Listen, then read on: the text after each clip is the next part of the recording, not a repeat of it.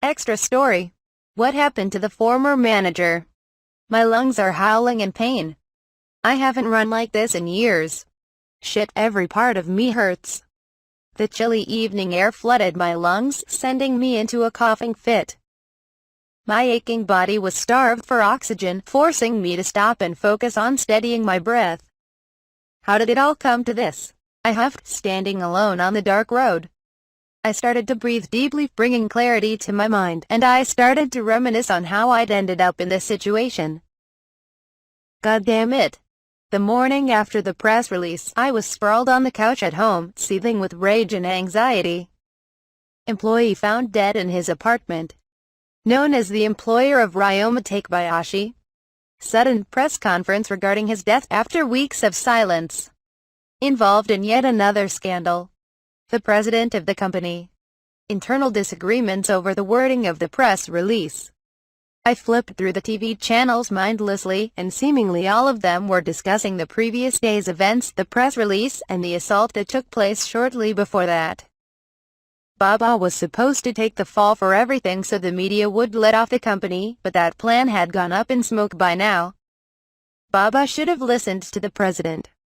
That stupid prick. Whenever his happens, you're supposed to cut off some mid-level management to placate the rube's bloodlust. But no. Just come right out and admit everything instead, why don't you, you useless naive? I ranted frustratedly to no one but myself and sank into the couch. Next it'll be me getting the sack. The hell am I supposed to do now? My cell phone buzzed. A text from the boss. At this hour of the morning. I unlocked the screen and read over the message. Keep your head down. Do the work you're assigned. Nothing more. Walk the line. That is all I can tell you right now. Work? In this state of affairs. Not like I've anything to do save for prepping Takebayashi's funeral anyway. It's all the bastard's fault anyhow. If he hadn't gone and popped his clogs, we wouldn't have to deal with any of this shit. He never shut up about his good health. Mentally taking my grievances out on my late subordinate was very calming to me.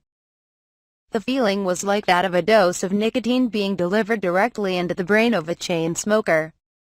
Then, all of a sudden, an idea struck me. Wait a tick. I opened my briefcase and leafed through the paperwork for his funeral. Not this, not this. Found it. What I'd found was a stack of quotes from several different funeral homes. Figures. Factoring in food and drinks, gratuities, and money for the priest, this is a damn hefty sum. My mood drastically improved. With my age, finding a new line of work would be difficult, not even factoring in the ongoing barrage of bad press to my name. But the company was already as good as 6 feet under, just like Takebayashi. I saw little reason to leave any money on the table. What the hell? I'll just call this a little bonus on my pension for emotional damages. And so I decided to skim a little from the funeral fund for myself. That day, I met up with a friend from college at a sit-down restaurant downtown. We were clubmates back then, and I recalled how he'd gone off to work for a funeral home after graduating. Although we kept in touch for a while after that, we had gradually drifted apart. Fortunately, he still had the same phone number, and he agreed to meet me with the same friendliness as I remembered. I gave him the rundown of my situation, minus the whole embezzlement part, obviously, and mentioned that I was looking at cost estimates for the funeral. Once he learned that I was working for the company getting cornholed on every news network, he expressed concern for my well-being and future. There were a few articles online that went so far as to claim that I drunkenly assaulted Takebayashi, so I was prepared for the possibility of my friend turning me away over that. But it turned out he'd never really gotten used to this whole online thing. Hell, he was the type of person who still religiously watched the evening news on TV and strongly believed that the internet was crawling with fake news and sensationalism. He didn't trust any online news at all. Even as we wrapped up the meeting, he kept encouraging me to stay strong and not to let all the online news outlets trying to cancel me get me down, since they were all just slander and lies anyway. Truth be told, he was the textbook example of a useful idiot. What could I do about the food and drink expenses? I asked him. Money's been kind of tight for me lately. Well, you could go for a cheaper caterer. Is that an option? You'll still need to feed all of the guests. That'd be the entire company in this case, so it'll still cost a fair amount. If you want the quality of a typical company-sponsored funeral, I'll have to advise you to stick with what you have. I get that, but I'm trying to cut corners wherever I can without botching the funeral. That scandal cost us a lot of contracts, so there's some pressure on me from up top and all. I see. Sorry to be so demanding. Also, I'd like to make this a really ostentatious affair. He always did have a thing for flashy, expensive-looking sorta crap when the company's name was involved. Style over substance, eh? Guy must have been a real asshole. Oh, not to speak ill of the dead or anything. Just an observation. It's fine, no harm done. Knowing my friend, he really meant no ill will. Not that I cared one way or the other. I certainly didn't give a damn if others looked down on Takebayashi. Actually, the thought delighted me. And the company was dead to me anyway. Even now, I was using his death as an excuse. It was almost comical. Our meeting continued until we got to the point where my questions needed further looking into. So we parted ways for the day, with plans to pass on information to our respective companies and look into things. In retrospect, this may have been the point where it all started to go wrong. As soon as I returned to the office, I called over the man who was closest to Takebayashi. Tabuchi, get your ass over here. Why, yes, sir. What is it? You know what Takebayashi's religious beliefs were, what denomination he practiced. Need that info for the funeral. Oh, that's fairly private info. I'm sorry, sir, I have no idea. You neither. Useless prick. Sorry. Damn it, I'm running out of options. Does he have a Buddhist altar at his home, then? Should be able to figure things out that way. I think so. It was for his mother, if I recall. Good. I'm headed over to his place, then. Tea today? I need a pic of it for the funeral. And I need it yesterday. Yes, sir. Call the property first. Make sure they'll let us in again. Right, I'll call the landlord, Tabuchi said, slinking back to his desk. If only I'd just told Tabuchi to go and take the goddamn photo himself. Things wouldn't have turned out like this. That night, I pulled into the closest parking lot to Takebayashi's apartment with Tabuchi riding shotgun. When we made our way to the apartment building, some grumpy-looking old fart was waiting for us. According to Tabuchi, he was the landlord. The man acted friendly to Tabuchi but gave me a real "screw you" kinda look. That really pissed me off. I almost made a comment about how if he was that upset to meet new people, he'd have trouble getting by at the retirement home, but I figured it was better that I didn't. I was dog-tired, so I decided I'd just get the photo and get the hell out. Then, just as I made it to the room with the altar, my right pinky toe slammed into something and I cursed in pain. Are you okay, sir? Shut up and mind your own goddamn business. What kind of stupid dresser is this, anyway? That's a katana drawer. His dad was a swordsmith and he inherited one of the pairs he'd made. One regular length and a shorter one. He showed them to me once. The blade was so gorgeous that I almost reached out and touched. Who the hell asked you? Alright. Let's just get the damn picture and go. I didn't want to be in this accursed place for even a second more than necessary. Just as Tabuchi was about to take the shot, the landlord appeared and offered us tea. Tabuchi, go placate that old codger. Me. I'm trying to take the... I'd like to hurry and get out of here, if you don't mind. And he clearly hates my ass anyway. Gimme that camera. I took the camera back from Tabuchi, and he went off to join the landlord. They started yammering on about some new snack food or some bullshit. Tabuchi called out that he'd be waiting downstairs. Without responding, I got to work on taking the pictures. Mind you, this wasn't a formal photo session, it'd just take a minute. I took about a dozen photos of the altar from the front and side angles. On my way out of the room, I once again slammed into something. This time on my left pinky toe. This goddamn drawer again.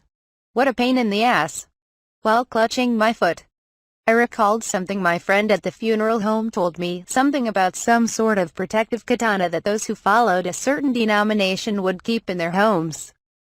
Renting out replicas wasn't exactly hard to do nowadays, but evidently, those with family heirlooms would keep real ones around.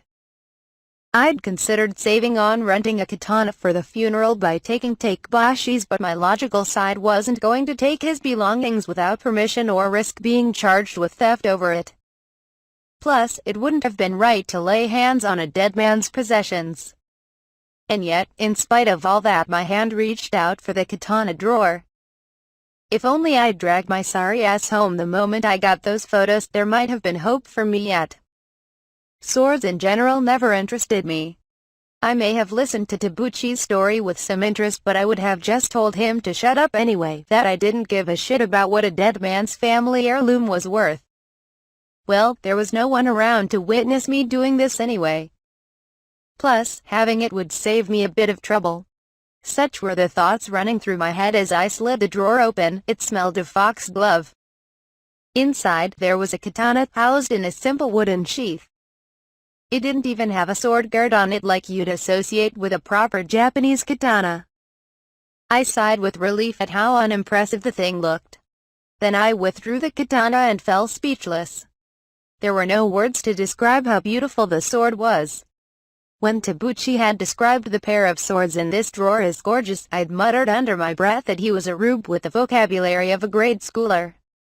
But upon seeing them for myself in person, no other descriptor came to my mind. Gorgeous. The sword was almost physically drawing my eyes in, pulling me into a trance. The fact that it belonged to Takebashi mattered less and less to me. Everything faded away. I could have stared at that blade for hours.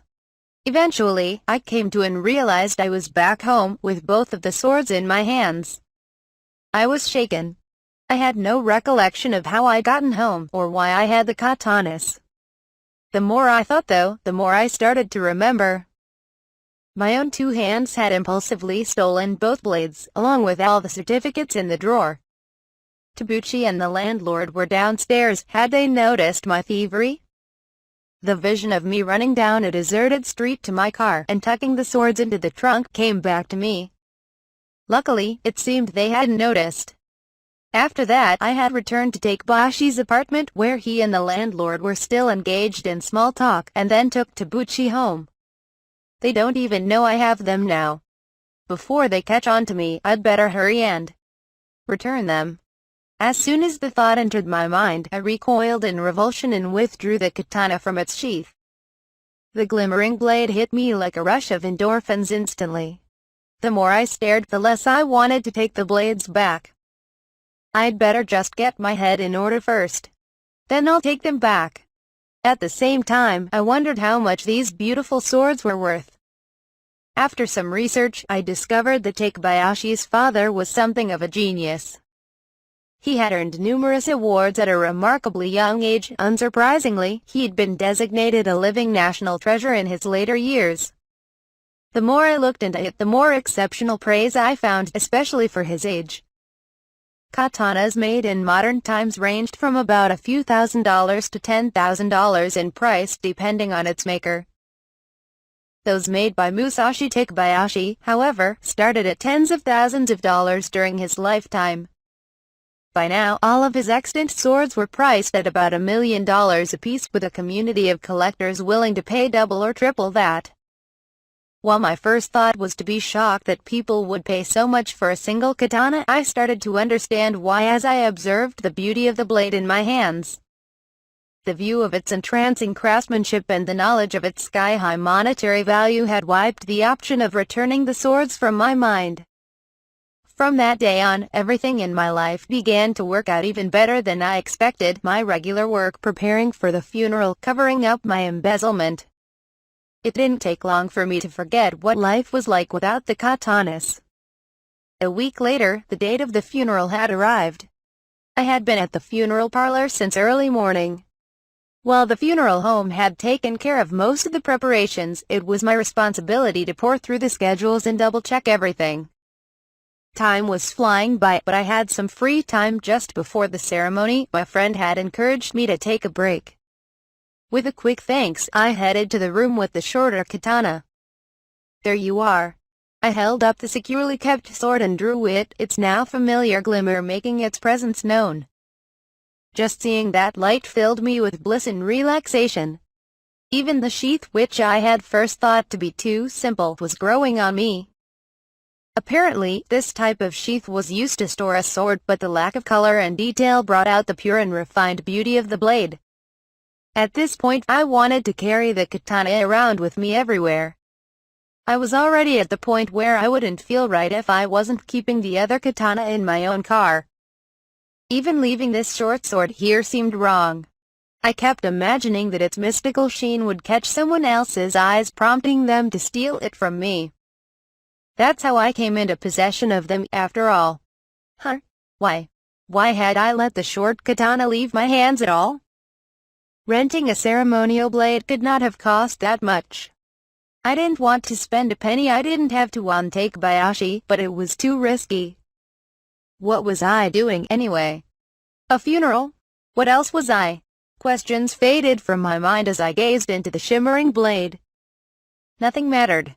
No one had said a thing, and no one would. Everything was fine. Yo! A voice made me jump. I turned to find one of the workers on my team who had gotten the job through connections. Hey Kurashiki, what are you doing here? Trying to grab a smoke. What brings you here, Chief? Whoa, what's with that crazy-looking blade? It's for the funeral. Just looking it over some more, since it's kind of important. Her. Oh, did you know his old man was some super famous swordsmith or something? He was. No caparino on that.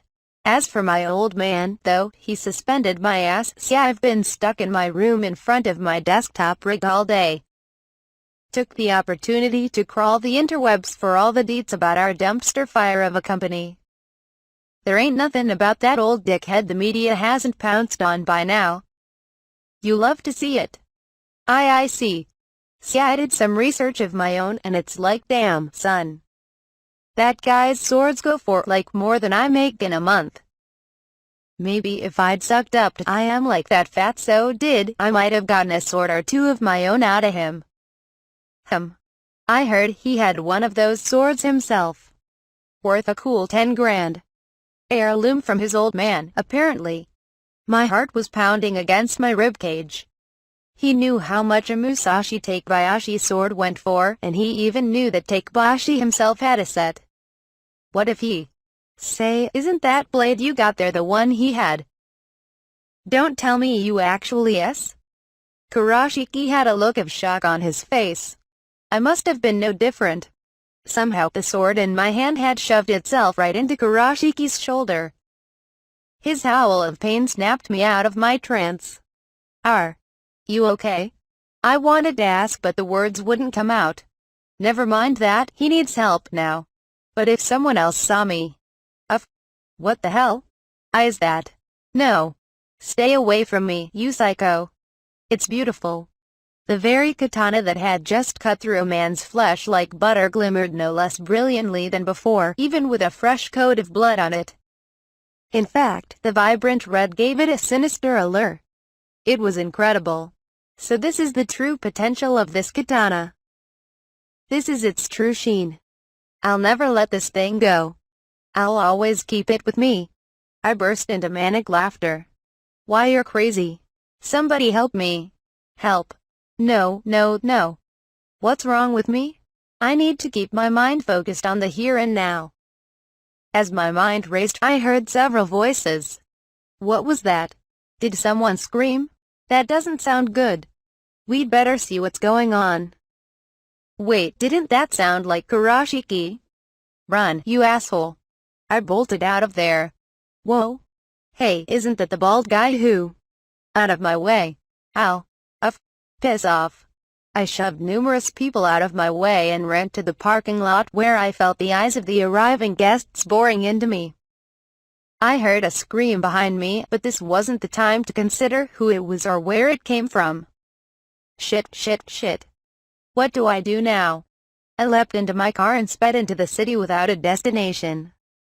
After some time, I decided to turn on the radio to calm myself. This is a news flash.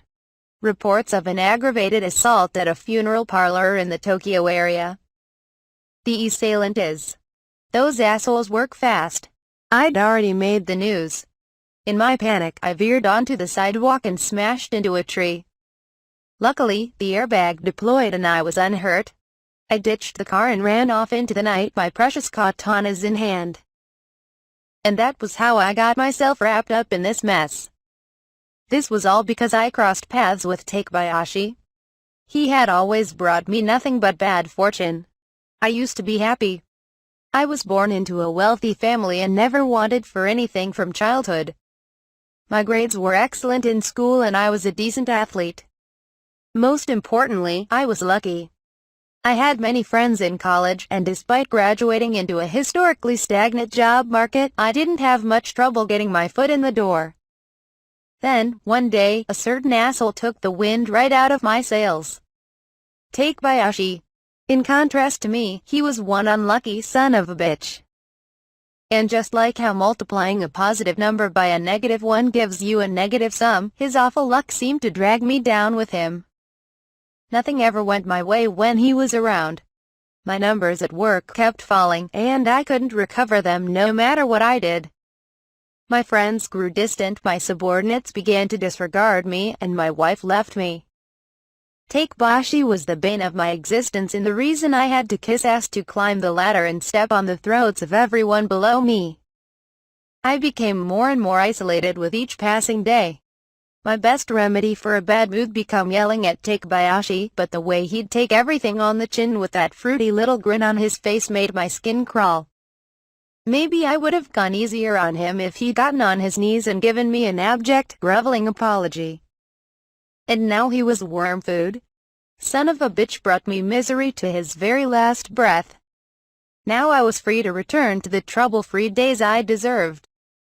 My luck had been good, just how it used to be. But now what was I? Just some asshole in evening wear covered with dirt and blood, with only a stolen set of katanas for moral support. I'd just stabbed someone and fled the scene. The cops would be on to me by now. Numerous witnesses saw me running out of that funeral parlor. I had nowhere to run nor hide. How did I fall this far? Just as I muttered that, there was a sudden bright light and a tremendous impact. Time slowed to a crawl. I heard the squeal of brakes. Enough info for me to discern I'd been hit by a car. Regret washed over me. I couldn't feel any pain. I understood this was the end for me. I wish I'd never met that son of a. That was the last thought I had before everything went black. A week later, I woke up to the realization that I had not died. I was tied to a hospital bed, and someone there debriefed me on what had happened. I'd gotten some internal bruises and fractured bones, serious injuries, but nothing life-threatening. All I needed was a few weeks of rehabilitation and I'd probably be fine. While I was unconscious, however, I'd racked up quite a few criminal charges. For a start, grand larceny for stealing Takebayashi's katanas, as well as illegal possession of a weapon. Not to mention aggravated assault and attempted murder for attacking Kurashiki and the others at the funeral parlor. On top of that, I had broken numerous traffic laws leaving the funeral home and at the scene of the accident. And finally, the cherry on top was embezzlement, since payment for the funeral had already been settled prior to the ceremony. That day, I was denied the sweet release of death and sentenced to a living hell on earth imprisonment. Afterward, hello. This is Roy, author of By the Grace of the Gods. I'd like to thank you for picking up this 9th volume, where the Mad Salamander arc finally comes to its conclusion.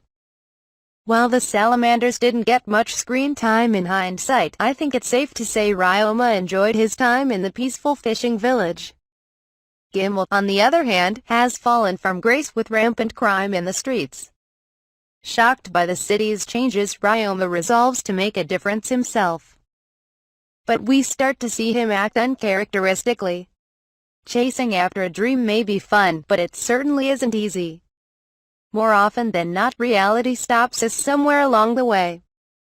Without facing reality head-on, there's no incentive to keep going, and your dream ends up being just that, a dream. How will Ryoma deal with the deteriorating city while stuck at a crossroads between dreams and reality?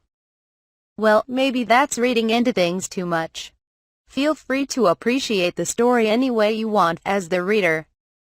Oh, one more thing, the anime adaptation of By the Grace of the Gods is scheduled to start airing in October 2020. There's an official website and everything up for it, and personally, I can't wait to see it. Once again, thank you for your continued support of this series. Bonus short stories. A conversation between two masters. One cold night at the Bamboo Forest laundry shop in Gimlet, the two night guards Ox and Faye were on watch, with most of the employees having returned to the dorms. Having patrolled his assigned route, Ox returned to the break room. Oh, hi, Faye. That was fast. I'm good at moving in the dark, you know. It's all clear outside. Same for inside the shop. Let's take a breather before our next patrol, Ox announced. They each sat down to rest, and silence filled the air. There's been quite a spike of crime in this city lately, Ox said, trying to break the ice. Yes. It was a lot friendlier when I first came here. Of course, it still got me a job anyway. The pair explored a few topics of casual conversation, each followed by a period of silence. Finally, Ox decided to break the ice. Faye, may I ask you a weird question? Weird? Most people would take offense to it. I won't know until you ask, will I? I wouldn't be offended by most things, though. Forgive me for being intrusive, but how did you make a living in your homeland? I was told you served in the military, but I have a feeling that isn't the case. What makes you think that? I made a decent name for myself as a gladiator until I lost my arm. While most of my battles were fought in the arena, I suspect my winning streaks inconvenienced some spectators. It wasn't uncommon to have attackers lurking in dark street corners. I see faint traits in your demeanor and movements, Leyland's as well, traits I've only witnessed in those who live in the shadows.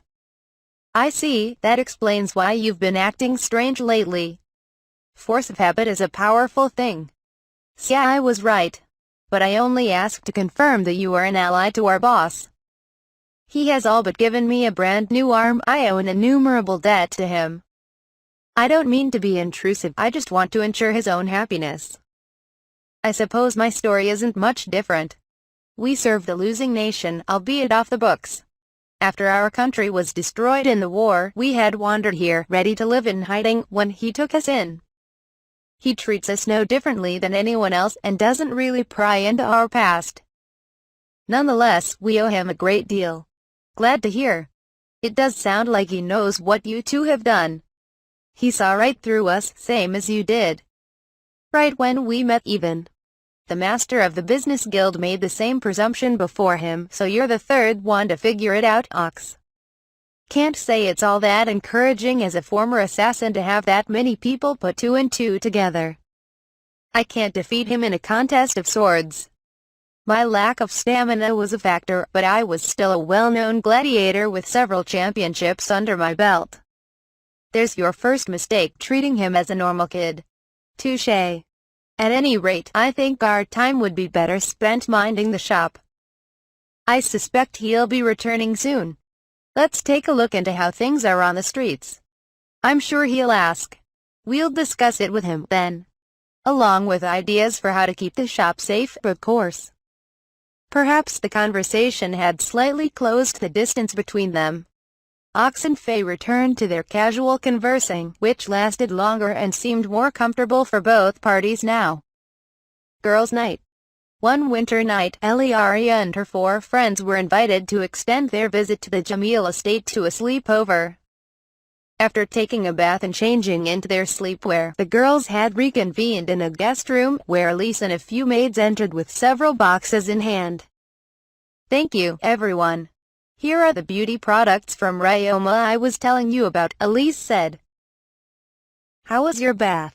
The 5 girls all responded that they enjoyed the bath, and Michelle, whose mother was a pharmaceutical researcher and had a scientific mindset herself, made some observations. I feel much warmer than my regular baths, right down to my fingertips. I believe I can attribute this to the materials mixed in before we got in. I have never experienced it firsthand, but I'm feeling effects similar to what I have heard hot springs provide. I can tell you are a Wilden, your assumption is correct. The bath bomb turns ordinary water into something closer to what is known as a carbonated hot spring, which improves circulation and warms you up to the very tips of your fingers. I don't know too many of the details, but it's easy to use and perfect for this time of year. That's one of Ryoma's creations as well, just like the sugar scrubs I had you use to wash yourselves. Those felt great on my skin. The ingredients are simple and easy to come by, but I never imagined you could use them in such a manner. Michelle. Curiosity is all well and good, but do exercise caution. You got so wrapped up in trying to analyze them that you almost passed out in the bath. See, can you blame me? They were terribly interesting, especially the bath bomb. The sugar scrub was simple enough, but it looked like the bath bomb's been processed in some sort of strange refinement process. I assume he extracted specific parts of the ingredients, but the purity or efficiency. Michelle, that will do. Save the chit-chat for bedtime. If the bath bomb interested you so, surely the other products would have you interested as well? I suppose so. Well, Mother, can you show us Ryoma's other beauty products? Elia asked, seeing that the conversation had been forced away from Michelle. You girls are experts, Elise smiled as the maids lay out various containers on the table. We have quite a few specimens here, but these are prototypes focused on moisturizing and anti-perspiration. Ryoma wants to know how they feel on your skin, so be honest with your feedback. Of course, that could vary depending on your skin type. Does anyone have any concerns about these? The girls exchanged looks. If I may. Riella, is something bothering you? This isn't a major concern, but I sweat easily, maybe because I train with my sword every day. So do I, Michelle joined. Whenever I work with the furnace, I end up drenched, even in wintertime. Then you should try this baby powder. It's made from ingredients gentle enough for a baby's skin. Elise daubed the powder onto a strip of fabric and slid it across Riella's and Michelle's arms. It's so soft. Yes, isn't it? It absorbs unwanted moisture, i.e., sweat, but without drying out the skin. I think it would be great for preventing rashes. It feels nice. Here's another one for sweat, deodorizing cream for your underarms. I do feel a bit self-conscious going to class after exercising. There are even some boys that come so close I think they're trying to smell us. They're a real pack of creeps. I think Ryoma's onto something. Nobles and rich kids used perfume, but those can be a bit too harsh for beastkin like us. And that's not even mentioning the price. Spoken like a true merchant, Miyabi. I'm sure this will be a more reasonable option. There is one problem, though. One of the ingredients can only be supplied by Ryoma, but the rest are very common in the market. There's a special ingredient, Michelle asked. One could say so. Ryoma likes to use materials from his slimes in most things he makes. For example, he uses antibacterial solution extracted from medicine slimes in that cream, and dried out mud from mud slimes for the baby powder. Well then. I've been told he called himself a slime scientist. Sounds about right. Let me show these other ones. The 6 of them cheerfully discussed mud masks, cleansers, primers, and more as the night grew ever thicker outside.